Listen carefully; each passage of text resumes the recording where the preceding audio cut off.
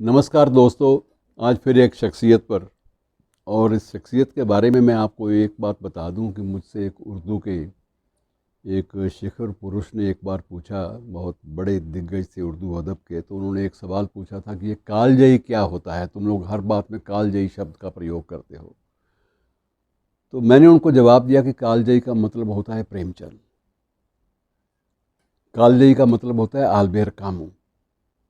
और ऐसे मैंने दो तीन नाम लिए, तो वो कहने लगे कि मैं इसका मतलब समझ गया हूँ, अब तुम रहने दो, मैं पूरी तरह से इस बात को तस्लीम कर चुका हूँ। कालजयी का मतलब प्रेमचंद होता है। तो मित्रों, मैं कालजयी के साथ प्रेमचंद को इसलिए जोड़ रहा हूँ कि उनकी वो चीज़ें जो 30 बरस के छोटे से पीरियड में, छोटी सी अवधि में लिखी गई, उनमें से ज़्यादातर चीज़ें आज भी कालजयी हैं, आज भी वो ज़िंदा हैं। आज भी गोदान वैसे ही पढ़ा जाता है, आज भी प्रेमाश्रम को लोग कोट करते हैं, आज भी शतरंज के खिलाड़ी का जिक्र होता है, आज भी गबन का जिक्र होता है, नमक का दारोगा का जिक्र होता है। मैं क्या क्या गिनाऊँ आपको, कालजयी क्या क्या चीज़ें थी, क्या क्या कालजयी रचनाएं थी सृजन की, जिन्होंने ऐसी एक शिखर कायम किया सृजन की दुनिया में, लेखन की दुनिया में, कि उसका कोई और छोर नापना या उसको उसको पूरी तरह से आंकना, उसकी वैल्यूएशन करना मुमकिन नहीं है। मित्रों, मैं हिसाब लगा रहा था कि इनका जो लेखन का पीरियड है वो 1916 से 1936 तक का है, 1906 से 1936 तक। क्योंकि इन्होंने 26 वर्ष की उम्र में सक्रिय रूप से लिखना शुरू किया था। लगभग 30 बरस लिखा। उस 30 बरस की अवधि में सरकारी नौकरी भी करते रहे, बीमार भी पड़े, सेहत भी इनकी माशाअल्लाह बहुत अच्छी नहीं थी। और इस अवधि में उन्होंने 301 कहानियाँ लिखी। 301 जिनका रिकॉर्ड आज भी उपलब्ध है, जो प्रकाशित संस्करणों के रूप में आज भी संकलित हैं। 301 कहानियाँ, 11 उपन्यास, 40 निबंध, और इसके अलावा अपने वक्तव्यों की, अपने संपादकियों की, अपनी उनकी जो जो कुछ उन्होंने अन्य विषयों पर लिखा वो अलग, नाटक भी लिखे। मैं औसत लगा रहा था कि इसका मतलब ये हुआ कि अगर इतनी कहानियाँ लिख गए तो इसका मतलब हर साल वो औसतन 10 कहानियाँ ज़रूर लिखते थे। मित्रों, 30 बरस, 301 कहानियाँ, मोटी सी बात ये है।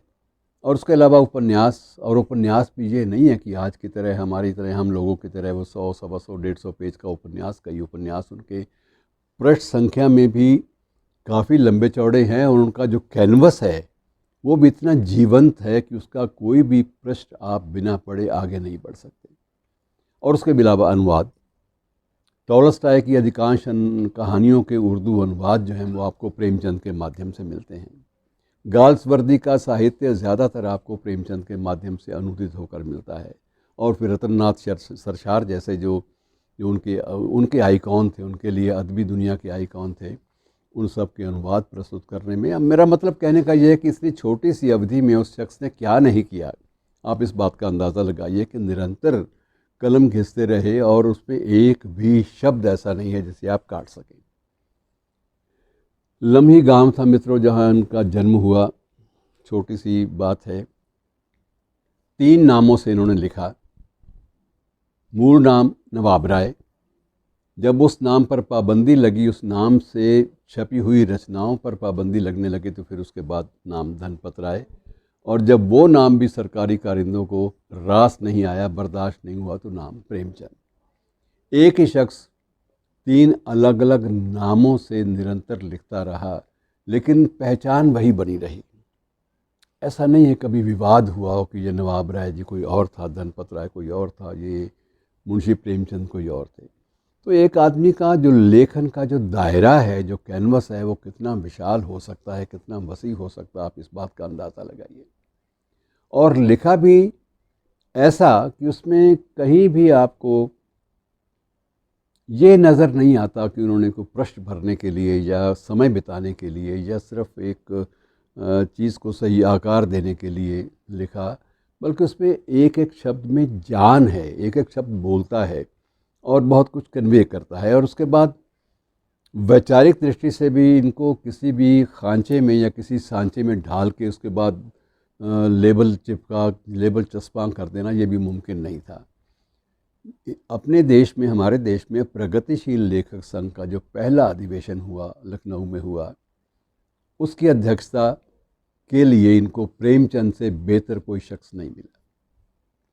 प्रेमचंद उसके अध्यक्ष थे, लेकिन उसके बावजूद ऐसा नहीं है कि आप ये कहें कि प्रेमचंद वाम पंथ के बहुत बड़े शिखर पुरुष थे। वो स्वयं ये कहते थे कि मैं यथार्थवाद ज़रूर उसमें विश्वास रखता हूँ, नज़रिया मेरा यथार्थवादी है, लेकिन वो यथार्थवाद आदर्शोन्मुखी है।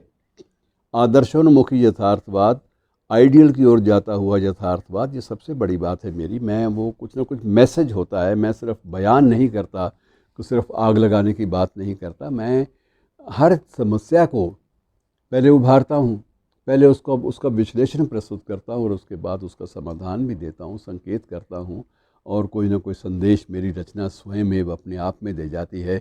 मैं कोई भी चीज़ सायास नहीं करता। और ये देख लगता है कई बार कि वो पात्र तो वो आज भी कायम है। गोदान का जो होरी है वो आज भी कायम है। वो झिंगुरी राय जो था वो आज भी कायम है। राय बहादुर जैसे लोग आज भी कायम हैं। मालती और डॉक्टर मेहता जैसे करेक्टर वो आज भी कायम हैं। कफन है या नमक का दारोगा है, ये सारी की सारी चीज़ें आज भी व्यवस्था में कहीं ना कहीं कायम हैं। और प्रेमचंद इन सब चीज़ों के संकेत बरसों पहले दे गए, दशकों पहले दे गए थे, लेकिन उसके बाद भी हमने उन चीज़ों को समझा नहीं। दरअसल दिक्कत यह है कि मूल्यांकन कुछ एक शख्सियतों का हो ही नहीं सकता। वो इतने विशाल बरगदी शख्सियतें बन जाती हैं कि उनका ओर छोर नापना मित्रों मुमकिन नहीं होता। और पत्रकारिता में भी इनका दखल रहा। सबसे पहले ये जागरण नामक एक समाचार पत्र, वो इन्होंने कहा तो जाता है कि इन्होंने उसका संचालन किया और संपादक थे उसके। अब वो जागरण आज का जागरण है या उस वक्त जागरण कुछ और था, इस बारे में मेरे पास कोई भी प्रामाणिक जानकारी नहीं है।